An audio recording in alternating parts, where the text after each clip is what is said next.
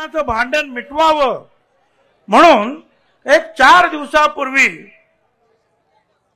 तिकडे सह्याद्रीला सरकारनं मीटिंग बोलवली। एक ज्येष्ठ नेते म्हणून पवार साहेबांनी सुद्धा तिथे यायला पाहिजे होतं, परंतु असं सांगितलं जातं की सगळे येणार होते, पण 5 वाजता बारामतीवरून कुणाचा तरी फोन गेला आणि विरोधी पक्षाचे सगळे येणारे नेते यांनी बहिष्कार टाकला। आणि याच संदर्भात बोलण्यासाठी आपल्या सोबत भाजप नेते सुधीर मुनगंटीवार फोन लाईन वरून आहेत।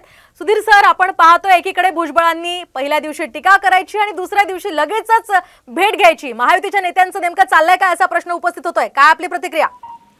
नाही, मला वाटतं की भेट घेणे हा काही बातमीचा विषय होणं हे योग्य नाही। भेट घेणे हा व्यक्तिगत संबंधाचा विषय असू शकतो। अनेक वर्ष भुजबळ साहेब पवार साहेबांच्या सोबत होते। राजकारणामध्ये वैचारिक मतभेद झाले याचा अर्थ आपण एकमेकाचे शत्रू झालो असा कदापिही होत नाही। आपणही बघितलं असेल की उद्धव साहेबांना चंद्रकांत दादांनी मिठाई दिली, याचा अर्थ काय?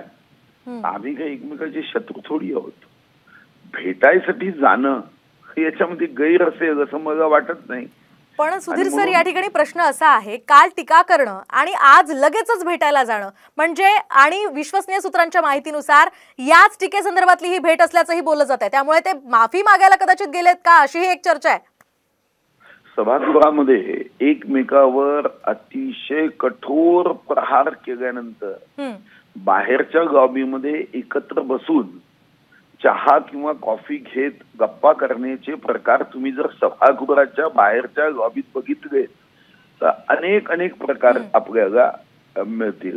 आणि म्हणून हा विचार ठेवणं की काल टीका केली आणि टीका केल्यानंतर जर कोणाला भेटायचं असेल तर त्याची काही एक एक्सपायरी डेट आहे की ती एक्सपायरी डेट वगैरेशिवाय भेटताच येत नाही, मला वाटतं की हा एक चुकीचा समज आहे।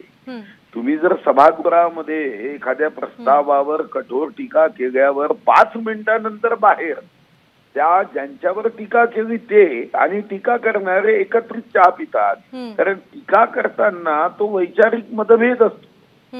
पण बाहेर जेव्हा आपण भेटतो तेव्हा या वैचारिक मतभेदाचं जे काही एकमेकाविषयी टीका केली असते त्याचं रूपांतरण काही आपल्या शत्रुत्वात होत नाही।